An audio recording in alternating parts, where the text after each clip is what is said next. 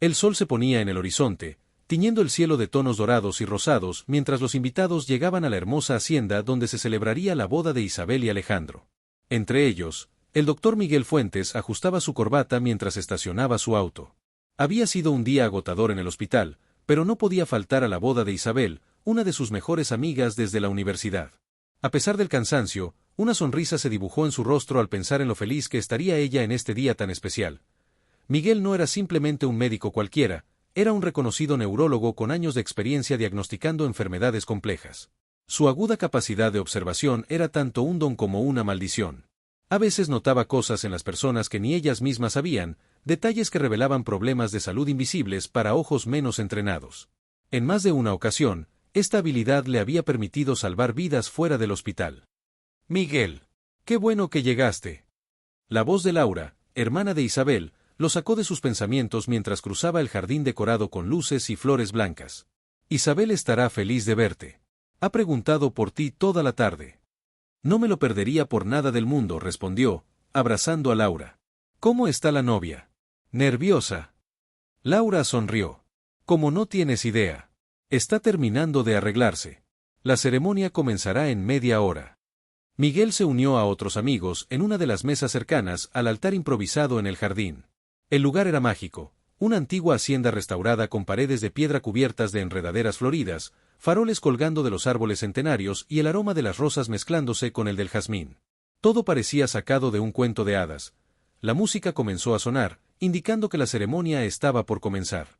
Los invitados tomaron sus lugares y un silencio expectante se apoderó del lugar. Alejandro, el novio, esperaba junto al altar con una mezcla de nerviosismo y felicidad en su rostro y entonces apareció ella.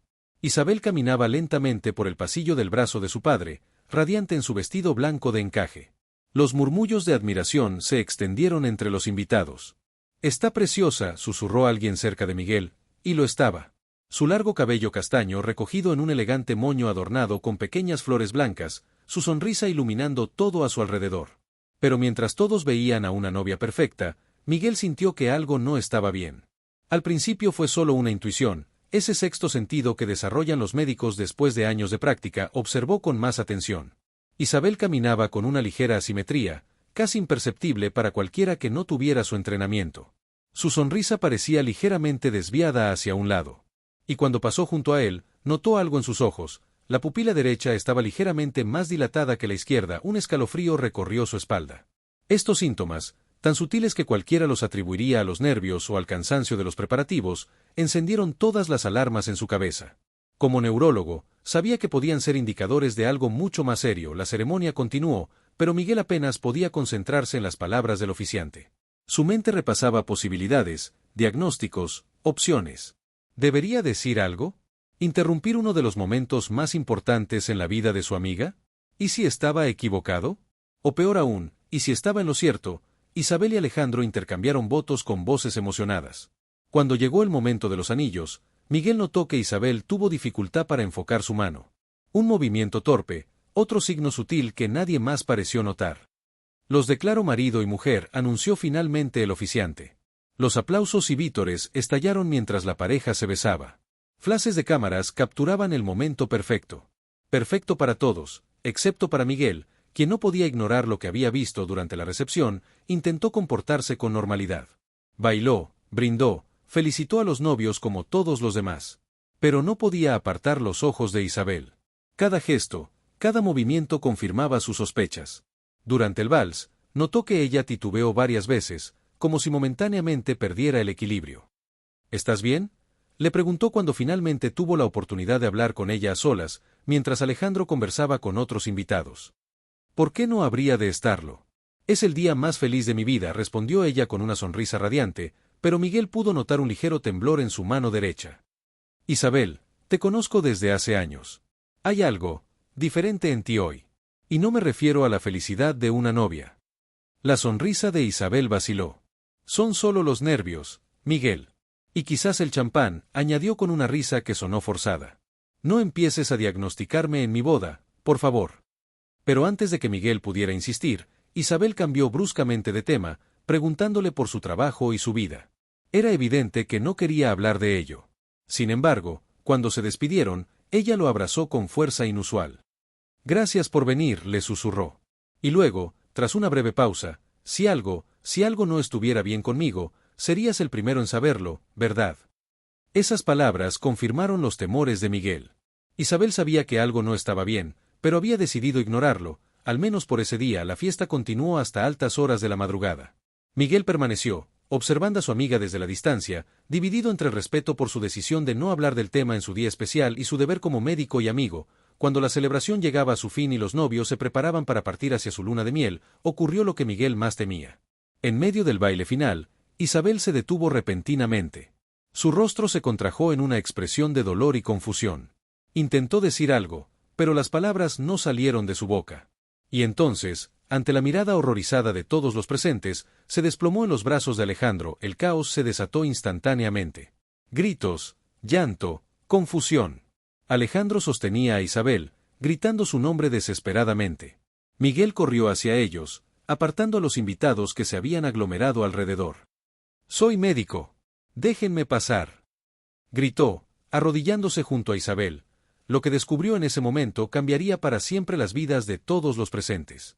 No era simplemente un desmayo por el cansancio o la emoción como muchos supondrían.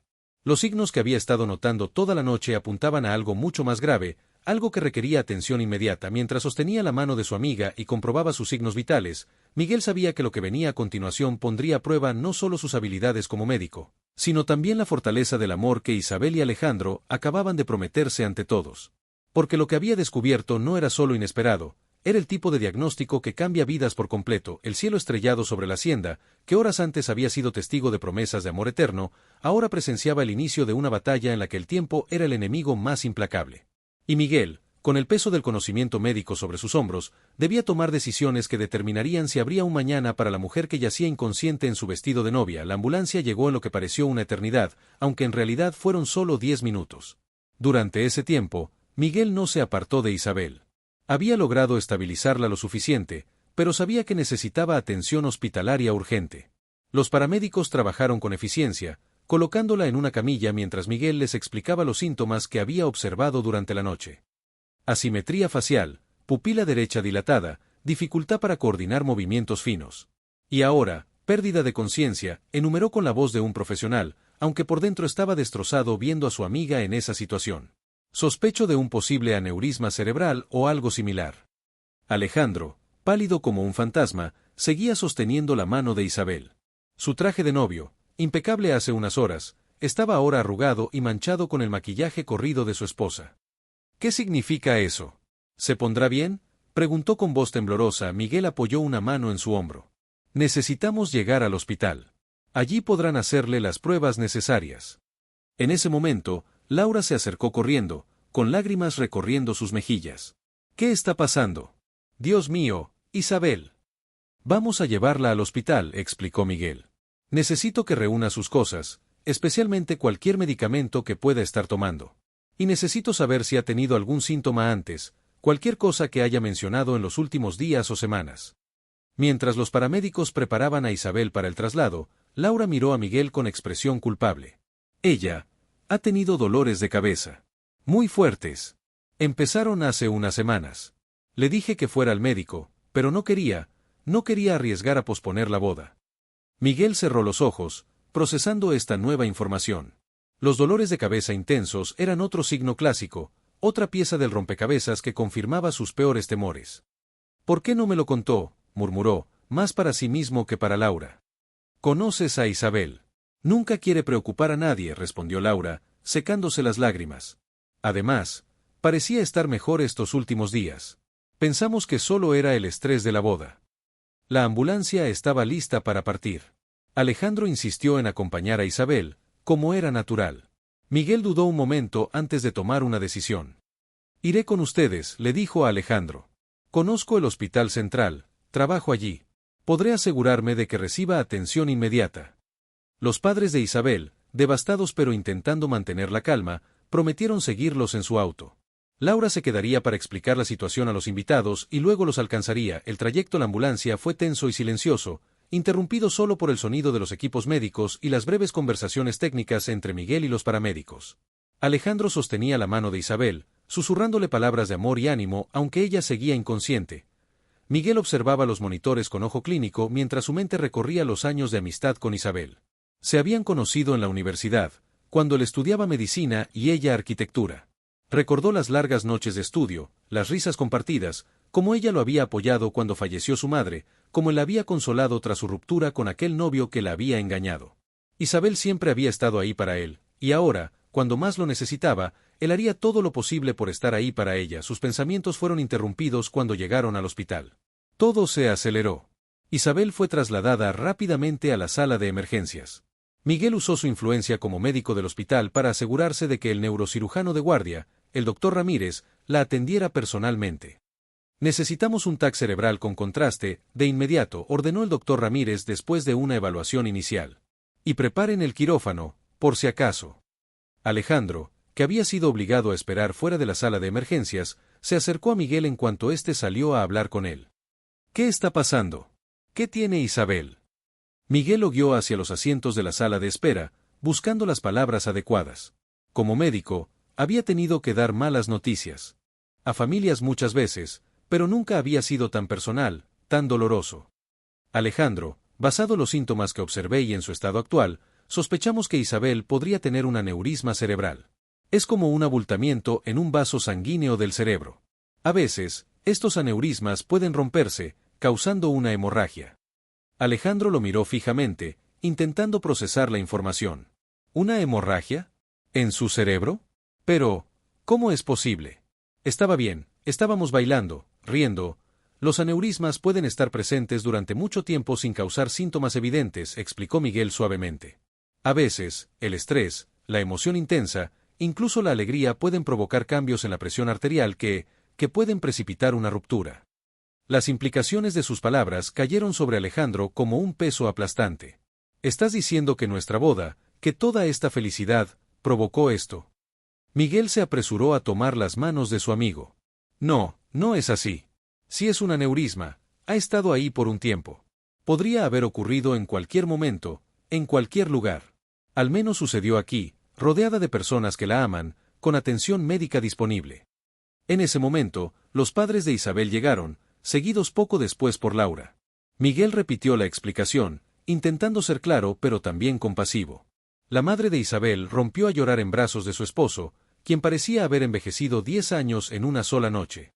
¿Por qué no notamos nada?, preguntó el padre, con voz quebrada. Esos dolores de cabeza, debimos insistir en que viera a un médico. No se culpen, dijo Miguel. Los aneurismas son traicioneros precisamente porque pueden pasar desapercibidos incluso para profesionales médicos. Ahora lo importante es que Isabel reciba el tratamiento adecuado. Las horas siguientes fueron una tortura.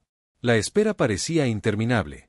El TAC confirmó lo que Miguel temía, un aneurisma en la arteria cerebral media, con signos de ruptura reciente.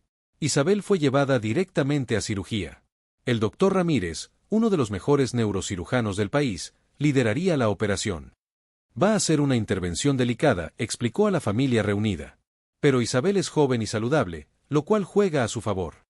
Mientras el equipo quirúrgico se preparaba, Miguel se encontró a sí mismo en la capilla del hospital, un lugar donde nunca había entrado a pesar de trabajar allí durante años. No era particularmente religioso, pero en ese momento necesitaba un lugar tranquilo para procesar sus emociones. Se sentó en uno de los bancos de madera, observando las velas encendidas, símbolos de esperanza en la oscuridad. Pensó en cómo la vida podía cambiar en un instante. Hace unas horas, estaban todos celebrando el amor, la unión, el futuro. Ahora, ese futuro pendía de un hilo tan frágil como los vasos sanguíneos que los cirujanos intentarían reparar en el cerebro de Isabel. Por primera vez en toda la noche, Miguel permitió que las lágrimas rodaran por sus mejillas. El peso de la responsabilidad, el miedo de perder a su amiga, la impotencia de no haber podido hacer más, todo se mezclaba en un torbellino de emociones que ya no podía contener. Miguel regresó de la capilla con los ojos enrojecidos pero con renovada determinación. En la sala de espera, encontró a la familia de Isabel sumida en un silencio angustioso.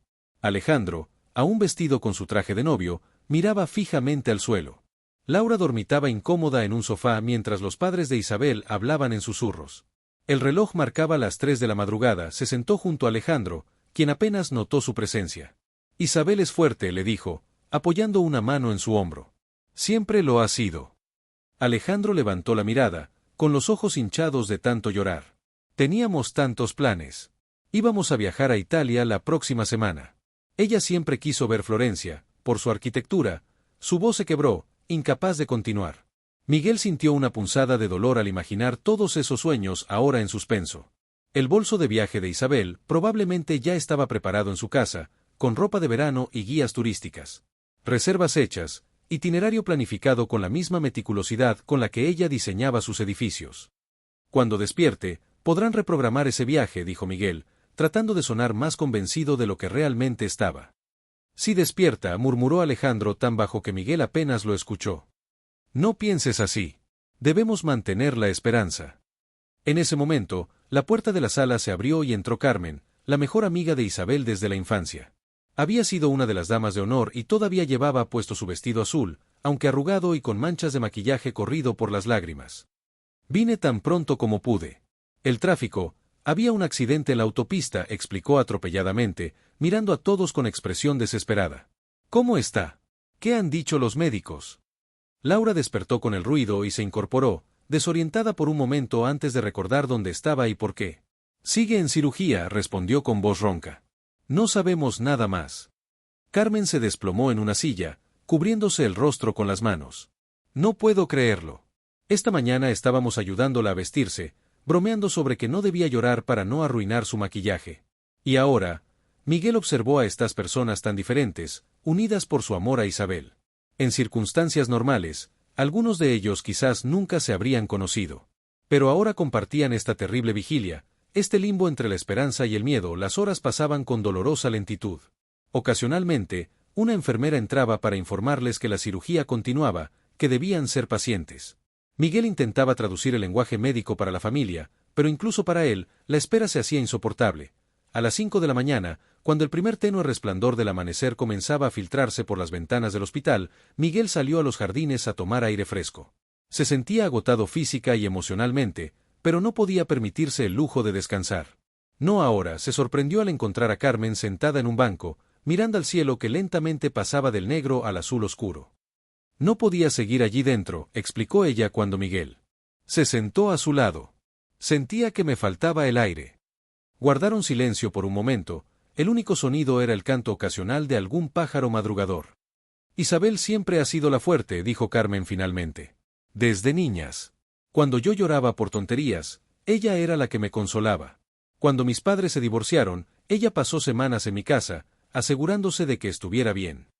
Miguel asintió, reconociendo esa cualidad en su amiga. Siempre cuidando de los demás, nunca queriendo ser una carga. Hace 3 semanas, continuó Carmen, me llamó quejándose de un dolor de cabeza terrible. Dijo que nunca había sentido algo así, como si alguien le estuviera clavando un cuchillo en el ojo derecho. Le rogué que fuera al médico. Carmen hizo una pausa, la culpa evidente en su rostro. Pero luego dijo que ya se sentía mejor, que probablemente solo era estrés por la boda. Y yo le creí. No insistí. Miguel sintió un nudo en la garganta. Ese probablemente fue el primer aviso. A veces los aneurismas tienen pequeñas fugas antes de romperse completamente. Causan lo que llamamos cefalea centinela, punto. Si hubiera insistido más, si la hubiera obligado a buscar ayuda entonces... No puedes pensar así, interrumpió Miguel, aunque él mismo había estado atormentándose con pensamientos similares. Incluso si hubiera ido al médico entonces, muchos doctores habrían diagnosticado simplemente migraña. Los aneurismas son difíciles de detectar a menos que específicamente se busquen con pruebas avanzadas. La conversación fue interrumpida por Laura, que llegó corriendo hacia ellos. Miguel, te estábamos buscando. Su voz sonaba agitada. El doctor Ramírez ha salido de quirófano. Quiere hablar contigo. Miguel se levantó de un salto, con el corazón latiendo violentamente. ¿Dijo algo? ¿Cómo está Isabel? No lo sé. Solo pidió hablar contigo primero, profesionalmente. Esas palabras hicieron que un escalofrío recorriera la espalda de Miguel. ¿Por qué querría hablar con el primero, en vez de directamente con la familia? La implicación era clara. Había complicaciones que primero quería discutir con otro médico. Miguel corrió hacia el interior del hospital, con Laura y Carmen siguiéndolo de cerca. En la sala de espera, encontró al doctor Ramírez hablando en voz baja con una enfermera. El cirujano, un hombre de mediana edad con ojos astutos y manos que habían salvado cientos de vidas, se veía agotado. Su uniforme quirúrgico tenía manchas de sangre, la sangre de Isabel. Cuando vio a Miguel, hizo un gesto para que lo acompañara a un lado. Se alejaron unos pasos de la familia, lo suficiente para hablar con algo de privacidad, pero no tanto como para alarmarlos más. La operación ha sido extremadamente complicada, comenzó el doctor Ramírez sin preámbulos. El aneurisma era más grande de lo que esperábamos y estaba en una ubicación particularmente delicada. Miguel sintió que su boca se secaba. Pero lograron repararlo. Sí, hemos conseguido clipar el aneurisma y controlar la hemorragia. Pero... El doctor Ramírez hizo una pausa, eligiendo cuidadosamente sus palabras. Ha habido complicaciones. La presión intracraneal aumentó significativamente durante la cirugía. Tuvimos que inducir un coma farmacológico para proteger su cerebro. ¿Cuánto daño?, preguntó Miguel directamente, necesitando saber la verdad clínica antes de enfrentar a la familia. Es demasiado pronto para saberlo con certeza. Las próximas 24 a 48 horas serán críticas. Si la inflamación disminuye sin complicaciones adicionales, podremos comenzar a reducir la sedación gradualmente y evaluar las funciones neurológicas. ¿Y si no disminuye? El doctor Ramírez sostuvo la mirada de Miguel sin pestañear. Entonces tendremos que considerar una craniectomía descompresiva. Miguel cerró los ojos por un momento, visualizando el procedimiento, la extracción de una parte del cráneo para dar espacio al cerebro inflamado. Un procedimiento de último recurso, con sus propios riesgos significativos. ¿Algo más que deba saber antes de hablar con la familia? El doctor Ramírez bajó aún más la voz. Durante la operación, notamos algo inusual. Había signos de microhemorragias previas, algunas bastante recientes, otras ya cicatrizadas. Esto sugiere que ha tenido pequeñas fugas durante semanas, posiblemente meses. Los dolores de cabeza, murmuró Miguel, recordando lo que Laura y Carmen le habían contado. Exactamente. Y hay algo más. El cirujano dudó, como si no estuviera seguro de compartir esta información. Encontramos algo que podría explicar la formación del aneurisma. Necesitamos más pruebas para confirmarlo, pero hay indicios de una malformación arteriovenosa congénita. Miguel sintió que el suelo se movía bajo sus pies. Una malformación arteriovenosa era un enredo anormal de vasos sanguíneos que conectan arterias y venas, desviando el flujo sanguíneo normal. La presión extra en estos vasos débiles podía, con el tiempo, provocar aneurismas. Si es así, esto no es algo que apareció recientemente. Ha vivido con esto toda su vida sin saberlo. El doctor Ramírez asintió gravemente, como una bomba de tiempo en su cerebro. Un grito ahogado los interrumpió. Miguel se giró para ver a Alejandro de pie a pocos metros, con el rostro desencajado. Había escuchado suficiente para entender la gravedad de la situación. ¿Mi esposa está en coma?, preguntó con voz temblorosa. ¿Una bomba de tiempo? ¿De qué están hablando? Miguel y el doctor Ramírez intercambiaron miradas. El daño estaba hecho. Ahora tendrían que explicar todo, no solo a Alejandro sino a toda la familia que los observaba con expresiones de terror y esperanza entremezcladas. El cirujano se acercó al grupo, preparándose para dar las noticias oficialmente. Miguel lo siguió, sintiendo el peso de cada paso. Sabía que lo que el doctor Ramírez estaba a punto de decir cambiaría para siempre las vidas de estas personas, y mientras observaba sus rostros expectantes, Miguel no podía evitar preguntarse, si hubiera actuado antes, cuando notó los primeros síntomas durante la ceremonia, ¿habría marcado alguna diferencia? ¿O el destino de Isabel ya estaba sellado mucho antes, desde el momento en que nació con esos vasos sanguíneos defectuosos en su cerebro? La culpa, el miedo y la incertidumbre se mezclaban en un torbellino de emociones mientras el doctor Ramírez comenzaba a hablar, explicando la situación con la misma claridad clínica que había usado con Miguel, pero intentando suavizar los términos médicos para la familia. Los sollozos de la madre de Isabel rompieron el silencio que siguió a las palabras del médico. El padre intentaba consolarla, aunque él mismo parecía a punto de derrumbarse. Laura se había quedado completamente pálida e inmóvil, como una estatua.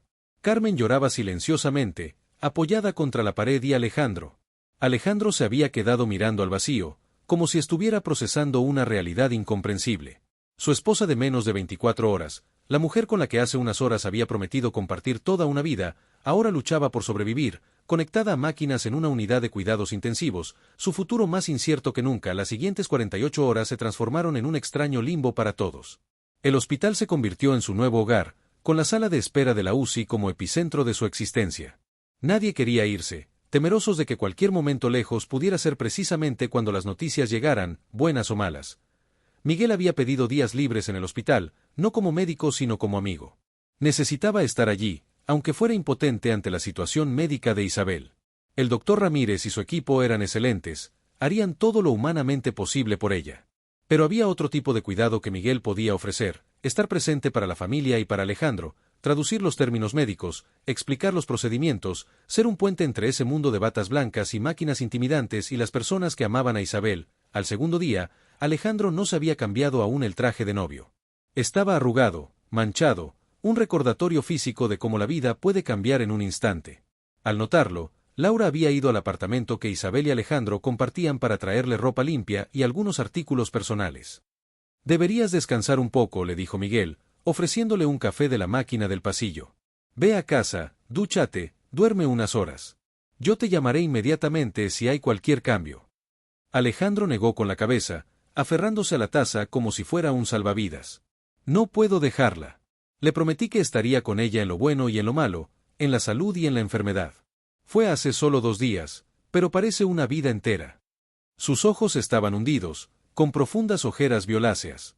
Su barba incipiente y su pelo despeinado le daban un aspecto salvaje, casi irreconocible comparado con el novio radiante que había esperado a Isabel en el altar. «Al menos ve a la capilla o a la cafetería», insistió Miguel. «Camina un poco. No le haces ningún bien a Isabel agotándote así». Alejandro lo miró con una mezcla de agradecimiento y desesperación. «¿Sabes qué es lo peor? Que no puedo dejar de pensar en lo que podría haber hecho diferente. Ella se quejó de dolores de cabeza varias veces en los últimos meses. Le dije que fuera al médico, pero siempre había algo más importante, una reunión con clientes, una visita al florista, la prueba del vestido». «No puedes culparte», dijo Miguel automáticamente, aunque entendía perfectamente ese sentimiento. Él mismo no había dejado de reprochar su falta de acción más temprana. «Claro que puedo. Era mi trabajo protegerla, cuidarla. Y fallé antes incluso de que empezara nuestro matrimonio». Miguel iba a responder cuando vio al doctor Ramírez acercándose por el pasillo con expresión seria. Se levantó de un salto, con el corazón acelerado. Alejandro siguió su mirada y también se puso de pie, dejando caer la taza de café, que se derramó por el suelo. El neurocirujano les hizo un gesto para que lo siguieran a una pequeña sala de consulta. Los padres de Isabel, que dormitaban en otro rincón de la sala de espera, despertaron con el movimiento y se unieron a ellos rápidamente. «Los resultados de las últimas pruebas han llegado», comenzó el doctor Ramírez una vez que estuvieron todos reunidos. Su voz era profesional pero amable. «La presión intracraneal sigue siendo elevada, a pesar de la medicación.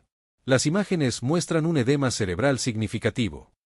«¿Qué significa eso exactamente?», preguntó el padre de Isabel, agarrando fuertemente la mano de su esposa. «Significa que el cerebro de Isabel está inflamado, comprimido dentro del espacio limitado del cráneo. Esta presión puede dañar el tejido cerebral si no se reduce». «¿Y cómo lo reducimos?». La voz de Alejandro era apenas un susurro. El doctor Ramírez intercambió una mirada con Miguel antes de continuar. «Hemos llegado al punto en que tenemos que considerar una craniectomía descompresiva. Es un procedimiento en el que retiramos temporalmente una parte del cráneo para dar espacio al cerebro inflamado». Un silencio horrorizado siguió a sus palabras.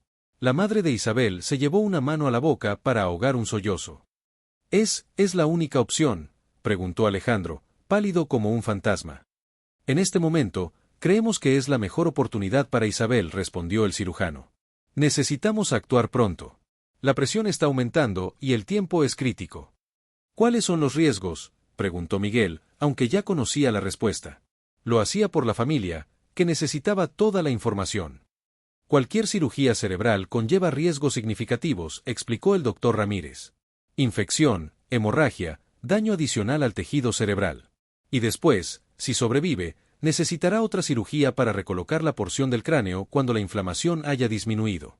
La recuperación será larga y difícil. ¿Y si no hacemos la operación?». La voz del padre de Isabel temblaba. El doctor Ramírez no endulzó la verdad. «Si la presión continúa aumentando sin intervención, el daño cerebral será irreversible. Eventualmente, las funciones vitales se verán comprometidas». Las palabras quedaron suspendidas en el aire como una sentencia. La familia se miró entre sí, buscando respuestas en los ojos de los demás, encontrando solo el mismo miedo y la misma incertidumbre. «Como su esposo», dijo el doctor Ramírez dirigiéndose a Alejandro, «legalmente, la decisión recae en usted». Alejandro pareció encogerse ante el peso de esa responsabilidad. Miró a los padres de Isabel, luego a Miguel, como buscando guía. Yo no sé qué». Hacer, confesó con voz quebrada. ¿Cómo puedo tomar esta decisión? ¿Cómo puedo saber qué querría ella? En ese momento, Carmen apareció en la puerta de la sala. Había ido a casa para cambiarse, pero había regresado rápidamente. Al ver las expresiones sombrías, supo inmediatamente que algo grave sucedía. ¿Qué pasa? Isabel. Necesitan operar de nuevo, explicó Laura, que había entrado detrás de Carmen, para aliviar la presión en su cerebro. Carmen palideció, pero entonces algo pareció iluminarse en su rostro. Esperen, creo que sé lo que Isabel querría. Todos se volvieron hacia ella, súbitamente atentos. Hace unos años, cuando su tío tuvo un accidente grave y quedó en estado vegetativo. Isabel y yo hablamos mucho sobre eso. Ella fue muy clara sobre lo que querría si alguna vez estuviera en una situación similar. El silencio en la habitación era absoluto. Las palabras de Carmen podrían ser la guía que todos desesperadamente necesitaban en ese momento. Carmen respiró hondo, consciente de todas las miradas fijas en ella. Sus manos temblaban ligeramente mientras buscaba las palabras adecuadas para transmitir algo tan íntimo y personal como las conversaciones que había tenido con Isabel. Cuando el tío Roberto de Isabel tuvo aquel accidente de moto, los médicos dijeron que probablemente nunca despertaría. La familia decidió mantenerlo conectado a las máquinas durante meses, esperando un milagro que nunca llegó. Carmen hizo una pausa, recordando. Una noche, después de visitarlo en el hospital, Isabel estaba devastada. Nos quedamos hablando hasta el amanecer sobre lo que cada una querría si alguna vez nos encontráramos en una situación similar. Alejandro se inclinó hacia adelante, pendiente de cada palabra. ¿Qué dijo exactamente? Dijo que no querría que la mantuvieran con vida artificialmente si no había esperanza real de recuperación. Pero también dijo. Carmen dudó, mirando al doctor Ramírez, dijo que si existía alguna posibilidad, por pequeña que fuera, querría que intentaran todo lo médicamente posible. Que lucharía hasta el final mientras hubiera una oportunidad. El doctor Ramírez asintió lentamente. En este momento, hay una posibilidad. No puedo garantizar resultados, pero Isabel es joven, estaba sana antes de esto, y hemos actuado con relativa rapidez. Esos son factores favorables. Quiero ver los estudios, dijo de repente Alejandro, sorprendiendo a todos. Su voz había cambiado, adquiriendo una firmeza inesperada. Los escáneres, las imágenes, todo. Necesito entender exactamente qué está pasando antes de decidir. Miguel intercambió una mirada con el doctor Ramírez, quien asintió después de un momento de duda. No era común mostrar imágenes médicas complejas a familiares sin preparación para interpretarlas, pero la determinación en los ojos de Alejandro era innegable. Te acompañaré, ofreció Miguel. Puedo ayudarte a entender lo que estás viendo. Mientras se dirigían a la oficina del doctor Ramírez para revisar las imágenes, Laura se acercó a Miguel y le susurró, ¿qué posibilidades reales tiene? Por favor, sé honesto. Miguel sintió el peso de esa pregunta. Como médico, había aprendido a ser cauteloso con los pronósticos, especialmente en casos neurológicos. El cerebro era notoriamente impredecible, tanto en el daño como en la recuperación. Si logran controlar la presión intracraneal, si no hay más complicaciones durante la segunda cirugía, si el área afectada no incluye centros vitales. Cada sí pesaba como una montaña. Podría recuperarse. Pero incluso en el mejor escenario, el camino sería largo y difícil. Y existe la posibilidad de secuelas permanentes. El rostro de Laura se contrajo con dolor pero asintió, agradeciendo su honestidad. En la oficina del neurocirujano, el doctor Ramírez proyectó las imágenes en una pantalla grande. Tomografías, resonancias magnéticas y angiografías mostraban el cerebro de Isabel desde diferentes ángulos y con distintos contrastes.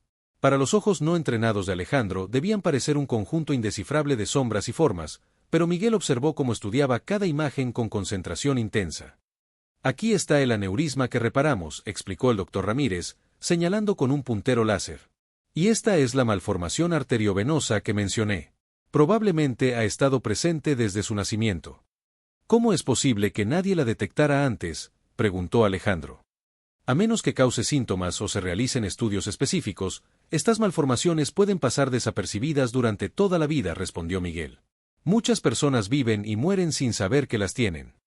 Y estas áreas más brillantes, continuó el doctor Ramírez, señalando diferentes partes de la imagen, muestran la inflamación actual. El cerebro está presionado contra el cráneo, lo que impide un flujo sanguíneo adecuado. Alejandro se acercó a la pantalla, estudiando la imagen como si intentara grabarla en su memoria. ¿Esta zona afecta a sus recuerdos? ¿Sabrá quién soy si despierta? La pregunta quedó suspendida en el aire. Miguel sintió un nudo en la garganta. Era la preocupación más humana, más profunda, no solo si Isabel sobreviviría, sino si seguiría siendo ella misma, si conservaría las memorias y emociones que formaban su identidad y sus relaciones. No podemos saberlo con certeza hasta que despierte, respondió el doctor Ramírez con honestidad. Pero el área principalmente afectada no es el hipocampo, que es donde se almacenan los recuerdos a largo plazo. Alejandro asintió lentamente, absorbiendo la información. Después de un largo silencio, habló con voz calmada pero decidida. Quiero firmar el consentimiento para la cirugía. Miguel puso una mano en su hombro. ¿Estás seguro? Si hay alguna posibilidad, por pequeña que sea, debemos intentarlo. Es lo que ella querría, según Carmen. Y yo, no estoy listo para decir adiós. De vuelta en la sala de consulta, Alejandro comunicó su decisión a la familia. Los padres de Isabel lo abrazaron, agradecidos y aterrados a partes iguales. El doctor Ramírez no perdió tiempo. La cirugía se programaría para esa misma tarde. Mientras los enfermeros preparaban a Isabel para la operación, le permitieron a Alejandro unos minutos a solas con ella. Miguel esperó fuera de la habitación, dándole privacidad pero manteniéndose cerca por si necesitaba apoyo. A través de la ventana, vio a Alejandro inclinado sobre la cama de Isabel, sosteniendo su mano inerte, hablándole suavemente al oído aunque ella no pudiera escucharlo. El monitor cardíaco mantenía su ritmo constante, las máquinas respiraban por ella, mientras su cerebro libraba una batalla silenciosa dentro de su cráneo. Cuando Alejandro salió de la habitación, tenía los ojos enrojecidos pero secos. Ya no había más lágrimas, solo una determinación absoluta. Le he prometido que estaré esperando cuando despierte, dijo a Miguel. Que iremos a Florencia cuando se recupere, que veremos juntos esa cúpula que tanto quería fotografiar. Miguel asintió, sintiendo una mezcla de admiración y preocupación. La esperanza era vital, pero también podía ser cruel si las cosas no salían bien. Los enfermeros llegaron para trasladar a Isabel al quirófano. Mientras la camilla avanzaba por el pasillo, la familia formó una especie de guardia de honor, cada uno tocándola brevemente, susurrando palabras de ánimo que ella no podía oír. Miguel observó al equipo quirúrgico prepararse, enfundándose en sus batas estériles y guantes. El doctor Ramírez, a punto de entrar al quirófano, se detuvo un momento junto a él. He visto casos con peor pronóstico salir adelante, dijo en voz baja. A veces la medicina puede explicar el cómo, pero nunca el por qué algunos pacientes sobreviven contra todo pronóstico. Miguel asintió, agradeciendo ese pequeño rayo de esperanza profesional. Las puertas del quirófano se cerraron, y comenzó la espera más angustiosa de todas. Cada minuto parecía una hora mientras la cirugía avanzaba. La familia se reunió en la capilla del hospital, algunos rezando fervientemente, otros simplemente sentados en silencio, perdidos en sus pensamientos. A las 2 horas de operación, una enfermera entró apresuradamente a la capilla buscando a Miguel. Su expresión era indescifrable, pero la urgencia en sus movimientos hizo que todos se pusieran en alerta. Doctor Fuentes, dijo con voz tensa. El doctor Ramírez necesita hablar con usted inmediatamente. Han encontrado algo durante la cirugía. El corazón de Miguel dio un vuelco. ¿Qué podría haber descubierto el neurocirujano que requiriera su consulta con tanta urgencia? Mientras seguía a la enfermera por los pasillos, sentía el peso de las miradas de todos siguiéndolo, depositando en él esperanzas y temores que no estaba seguro de poder manejar. Miguel corrió hacia el quirófano con el corazón latiendo violentamente en su pecho. Le entregaron una mascarilla y un gorro quirúrgico antes de entrar a la zona estéril. A través de la pequeña ventana de la puerta, podía ver al equipo médico trabajando intensamente alrededor de Isabel. Cuando entró, el doctor Ramírez levantó la mirada brevemente y le hizo un gesto para que se acercara. Miguel se preparó para lo peor, pero lo que vio lo dejó sin palabras. Mira esto, dijo el neurocirujano, señalando un área del cerebro expuesto. Nunca había visto algo así en una malformación arteriovenosa. La estructura es completamente atípica. Miguel se inclinó para observar mejor. Lo que vio desafió todo su conocimiento médico. La malformación no solo era inusual, sino que parecía estar retrocediendo por sí sola en algunas áreas, como si el cerebro de Isabel estuviera intentando repararse. Es como si su cuerpo hubiera estado luchando contra esto durante años, murmuró Miguel. Creando rutas alternativas de flujo sanguíneo. Es extraordinario. Precisamente. Y creo que esto explica por qué sobrevivió tanto tiempo sin síntomas graves. Su cerebro se ha estado adaptando constantemente. La implicación era clara, Isabel era una luchadora natural. Su cuerpo había estado combatiendo esta condición sin que ella lo supiera. ¿Esto mejora su pronóstico?, preguntó Miguel, atreviéndose a sentir esperanza. Considerablemente. Si su cerebro ya ha demostrado esta capacidad de adaptación, sus posibilidades de recuperación son mucho mayores de lo que pensábamos. Cuando Miguel regresó a la sala de espera, todos se pusieron de pie inmediatamente. Con la voz temblorosa por la emoción, les explicó lo que habían descubierto. Las expresiones cambiaron del miedo a la esperanza, lágrimas. De alivio reemplazando a las de desesperación, la cirugía continuó por 4 horas más. Cuando finalmente terminó, el doctor Ramírez apareció con una sonrisa cansada. Hemos logrado aliviar la presión. Su cerebro ya está mostrando mejores signos de circulación. Ahora debemos esperar y ver cómo responde. Los días siguientes fueron una montaña rusa de pequeñas victorias y momentos de incertidumbre. 3 días después de la segunda cirugía, comenzaron a reducir gradualmente la sedación. El quinto día, Isabel abrió los ojos por primera vez. Fue Alejandro quien estaba a su lado en ese momento, sosteniendo su mano como lo había hecho cada hora desde la operación. Cuando sintió un ligero apretón en sus dedos, pensó que lo había imaginado. Pero entonces los párpados de Isabel temblaron y se abrieron lentamente, desorientados al principio, luego fijándose en su rostro. Ale. Su voz era apenas un susurro ronco, pero para todos en la habitación sonó como la más bella sinfonía. Alejandro rompió a llorar, incapaz de contener la emoción. Estoy aquí, mi amor. Estoy aquí. Miguel, que había entrado para hacer una revisión rutinaria, se quedó paralizado en la puerta, observando el milagro que se desarrollaba frente a él. Cuando Isabel giró ligeramente la cabeza y lo reconoció, susurrando también su nombre, supo que los recuerdos estaban intactos. La recuperación de Isabel fue lenta pero constante. 3 meses después de aquel día fatídico, pudo regresar a casa. Necesitaría terapia física y controles regulares, pero los médicos estaban optimistas. Su caso se convirtió en objeto de estudio en la comunidad neurológica, por la excepcional capacidad de adaptación que su cerebro había demostrado. 1 año después, Miguel recibió una postal desde Florencia. En la foto, Isabel y Alejandro sonreían frente a la famosa cúpula de Brunelleschi.